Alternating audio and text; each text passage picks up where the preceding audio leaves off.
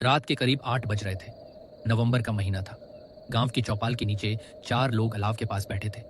ठंडी हवा हड्डियों तक चुभ रही थी और आग की लपटें उनके चेहरों पर अजीब परछाइयां बना रही थी। वहां बैठे थे हरिप्रसाद काका, गांव के सबसे बुजुर्ग, सफेद दाढ़ी झुर्रियों वाला चेहरा, आंखों में पुराना अनुभव और रहस्यों की परछाई। उनके साथ अमित और राघव, दोनों मंझले उम्र के किसान जो रोज रात को यहीं आकर गपशप किया करते थे। और आज साथ में थी ममता, गांव की बही औरत जो अपने हंसमुख स्वभाव और अंधविश्वासों के लिए जानी जाती थी। कोको, कोई अच्छी सी कहानी सुनाइए ना, ऐसी की रूह कांप जाए। हर बार तो आप वही पुराने किस्से सुना देते हैं, गांव वाला भूत, पागल चुड़ैल। कुछ नया सुनाइए इस ठंडी रात में। नई कहानी सुनना चाहती है तू ममता? अच्छा तो सुन, आज मैं जो कहानी सुनाने जा रहा हूँ वो सिर्फ कहानी नहीं, हकीकत है। ऐसी हकीकत जो इस गांव की मिट्टी में छिपी है और जिसकी खुशबू नहीं, बदबू आती है। मैं तुम्हें एक सच्ची घटना सुनाता हूँ, तो सुनो। ये बहुत पुरानी बात है। उस दिन नवंबर के महीने की ठंड की रात थी और पूरे गांव में सन्नाटा था। ठंड भी बहुत ज़्यादा पड़ रही थी और उसी ठंड की रात को मेरी माँ की तबीयत भी ख़राब हो गई। उनका इलाज और दवाई दूसरे गांव में रहने वाले डॉक्टर के पास थी। माँ, मैं अभी जल्दी ही आपकी दवाई लेने जाता हूँ। आप परेशान मत हो, आप जल्दी ठीक हो जाएंगे। अर्जुन चाचा हमारे साथ वाले गांव में ही रहते हैं। नहीं बेटा, तुम क्यों इस ठंड की रात में घर से बाहर जा रहे हो? मैं ठीक हूँ, कल दवाई खा लूंगी। अभी रात देखो कितनी ठंड भरी है और रात भी कितनी गहरी हो गई है। नहीं माँ, ये ठंड तो दिन में भी ऐसे ही होती है। और आप फिक्र मत कीजिए, मैं आराम से दवाई लेकर वापस आ जाऊंगा। और अगर रास्ते में कोई रिक्शा मिल दे तो उसी में चला जाऊंगा। उस रात मेरी माँ ने मुझे बहुत रोका, लेकिन मैं उस रात अपनी माँ के इलाज के लिए दूसरे गांव की तरफ जाने लगा। बाहर काफ़ी ज़्यादा ठंड पड़ रही थी और उस वक्त गांव का एक भी आदमी वहाँ नहीं था। मैं बस आगे चलता ही जा रहा था। मैं बस चलता ही जा रहा था। ये ठंड तो और भी ज़्यादा होने पर है और इस धुंध में दूर का भी देखना मुश्किल हो रहा है। मैं दूसरे गांव तक कैसे पहुंचूंगा? लेकिन कुछ भी हो, मुझे माँ के लिए बाहर पहुंचना ही होगा। मैं बस चलता ही जा रहा था और अब जैसे जैसे रात काली होती जा रही थी, ठंड उतनी ही बढ़ती जा रही थी। रात के उस सन्नाटे को चीरते हुए मैं आगे बढ़ता गया। तभी मेरी नज़र आगे एक जगह पर पड़ी। वहाँ एक आदमी रिक्शा लिए जा रहा था। मैंने ज़ोर से आवाज़ लगाई तो वो रुक गया और मेरे पास आकर खड़ा हो गया। भाई क्या हुआ? कहाँ जाना है? इतनी रात को इतनी ठंड में यहाँ क्या कर रहे हो? इस वक्त तो यहाँ कोई जानवर भी नहीं निकला होगा। भाई, मुझे इस साथ वाले बिलासपुर गांव जाना था। वहाँ जो डॉक्टर रहता है उससे अपनी माँ के लिए दवाई लेनी थी। क्या कहा तुमने? तुम्हारा दिमाग ठीक है? इस ठंड भरी रात में बिलासपुर गांव जाने की बात कर रहे हो? लगता है तुम उस गांव की खबरों से अनजान हो। क्या तुम यहाँ नए हो? हम यहाँ कुछ समय पहले ही आए हैं, लेकिन आप इस तरह क्यों कह रहे हैं? क्या हुआ वहाँ? क्या बात है? अरे ये पूछो कि क्या नहीं हुआ। तुम ऐसा करो कि इसी वक्त वापस लौट जाओ और इस ठंड की रात में उस गांव की तरफ बिल्कुल भी मत जाना, वरना पछताओगे भाई। रात काफी हो चुकी है, बस मैं जा रहा हूँ अपने घर। लेकिन भाई सुनो तो। वो रिक्शा वाला तो उस जगह का नाम सुनते ही फौरन भाग गया। लेकिन मुझे उस वक्त कुछ भी समझ में नहीं आया, क्योंकि मैं अपनी माँ के लिए बहुत परेशान था। इसलिए मुझे तो बस वहाँ जाना ही था। उस आदमी की बातों को नज़रअंदाज करके मैंने दोबारा चलना शुरू कर दिया। मैं जब जा रहा था, वो धुंध में एक अजीब सी काली बिल्ली पेड़ पर बैठी नजर आई। मैं जाकर उस पेड़ के पास खड़ा हो गया, लेकिन वो बिल्ली ना तो हिली और ना ही भागी। वो बस एक अजीब ठहरी हुई नज़र से मुझे देख रही थी, जैसे कि वो मुझे कुछ कहना चाह रही हो या मुझे किसी खतरे से रोक रही हो। उसी वक्त एक ठंडी हवा का झोंका आया और मेरा दिल जोर से धड़कने लगा। मैंने बिना एक पल गवाए वहाँ से कदम खींच लिए और जल्दी से दूसरे रास्ते पर चलने लगा। ठंड इतनी ज़्यादा हो गई थी, मुझे एक पेड़ के नीचे रुकना पड़ा। तभी मेरे सामने से एक बेहद प्यारी सी लड़की आई और मेरे साथ खड़ी हो गई। वो मुझे बस घूरते ही जा रही है। फिर आप अपने रास्ते की तरफ चले जाना। ठीक है, मैं वैसे भी वहाँ ही जा रहा था। मैं आपको हिफाजत से आपके घर छोड़ दूंगा। अच्छा, सही है। आपका बहुत बहुत शुक्रिया।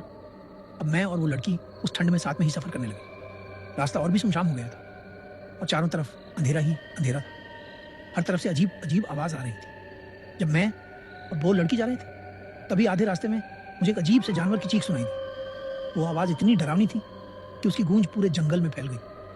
अरे अरे, ये खौफनाक आवाज अब तो मुझे लग रहा है कि उस गांव जाते हुए माहौल और भी बढ़ रहा है। ये माहौल कैसे भयानक होता जा रहा है। ये उस गांव की तरफ जाने वाला रास्ता सच में बहुत सुनसान है। मुझे भी इसलिए अकेले डर लग रहा था, लेकिन ये तो अच्छा हुआ कि हम दोनों साथ में जा रहे हैं। मेरा डर भी थोड़ा काम हो गया।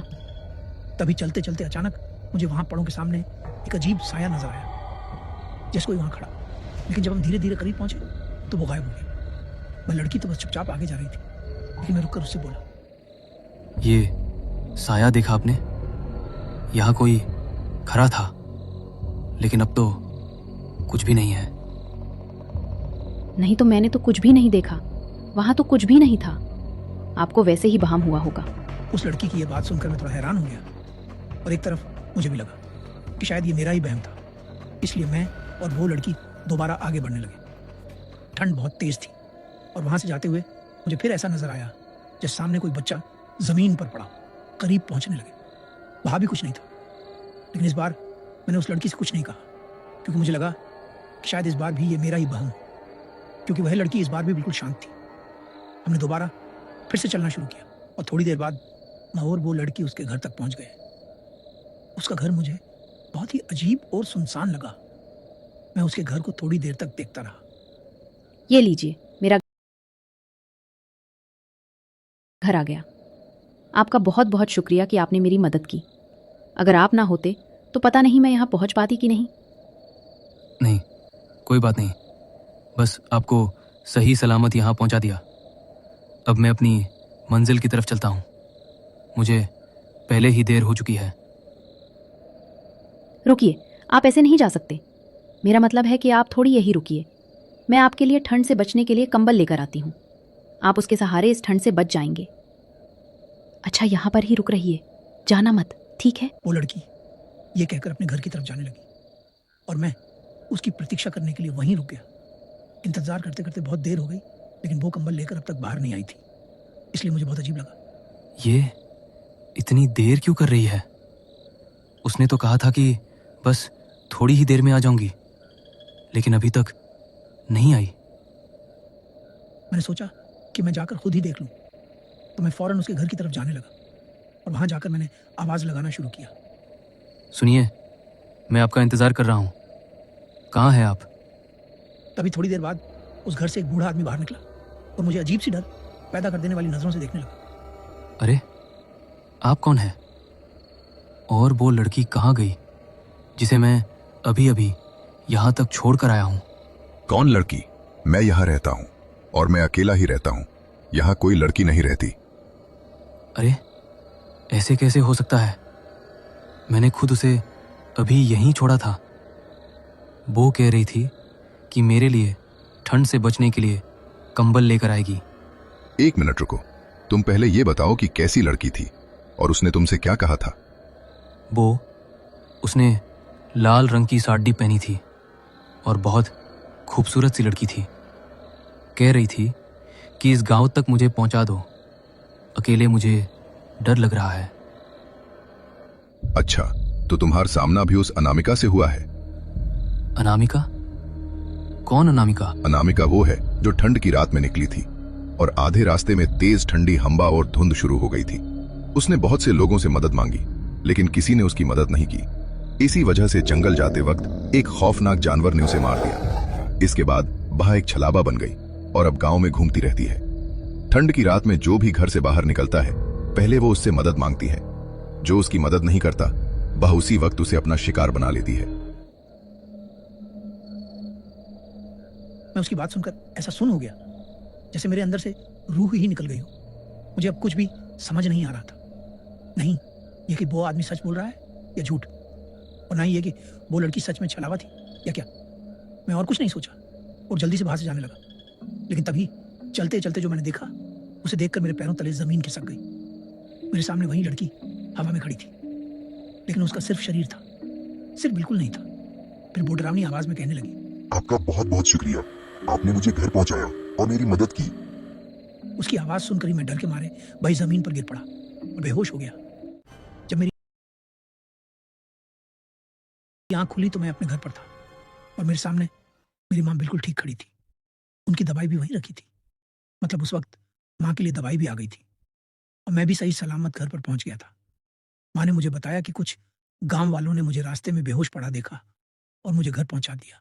अगर मैं उस रात उस लड़की की मदद न करता तो मुझे खुद नहीं पता कि मेरे साथ आखिर क्या होता, लेकिन मैं बच गया।